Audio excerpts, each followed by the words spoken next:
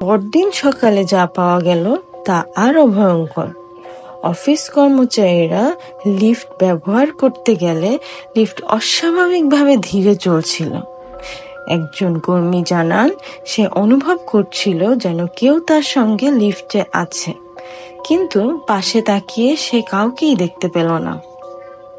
এর পরবর্তীতে বিল্ডিং এর মেইনটেনেন্স টিম লিফট পরীক্ষা করতে গিয়ে লিফটের ছাদে এক নারীর মৃতদেহ খুঁজে পায়। কি অদ্ভুত ঘটনা বলো। এই মৃত্যু রহস্যজনক কেন?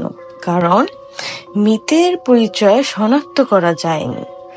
কেউ জানে না সে লিফটে কিভাবে উঠলো বা কবে মারা গেল, এবং সিসিটিভি ফুটেজ দেখা যায়নি সে কখন লিফটে উঠেছে বা লিফটে প্রবেশ করেছে। বিল্ডিং এর পুরনো কর্মচারীরা জানান, এটি প্রথমবারের মতো নয়, আগেও এরকম কয়েকজন রহস্যজনকভাবে মারা গিয়েছিল এই লিফটে। তাহলে কি এই লিফটটি অভিশপ্ত, নাকি এটি শুধুই এক অদ্ভুত কাকতালীয় ঘটনা? তুমি কি মনে করো?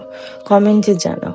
এবং এরকম আরো মিস্টেরিয়াস অ্যান্ড থ্রিলার টাইপস কাহিনী শুনতে এবং রিয়েল কাহিনী শুনতে আমার চ্যানেলটিকে অবশ্যই ফলো এবং সাবস্ক্রাইব করে রাখো। So till then, stay tune, tata. পরদিন সকালে যা পাওয়া গেল তা আরো ভয়ঙ্কর। অফিস কর্মচারীরা লিফট ব্যবহার করতে গেলে লিফট অস্বাভাবিকভাবে ধীরে চলছিল। একজন কর্মী জানান, সে অনুভব করছিল যেন কেউ তার সঙ্গে লিফটে আছে, কিন্তু পাশে তাকিয়ে সে কাউকেই দেখতে পেল না।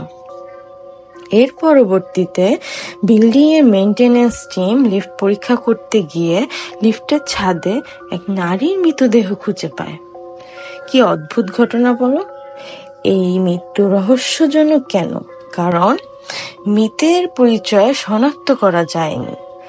কেউ জানে না সে লিফটে কিভাবে উঠলো বা কবে মারা গেল, এবং সিসিটিভি ফুটেজ দেখা যায়নি সে কখন লিফটে উঠেছে বা লিফটে প্রবেশ করেছে।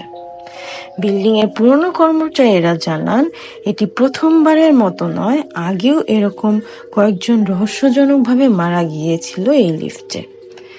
তাহলে কি এই লিফটটি অভিশপ্ত, নাকি এটি শুধুই এক অদ্ভুত কাকতালীয় ঘটনা?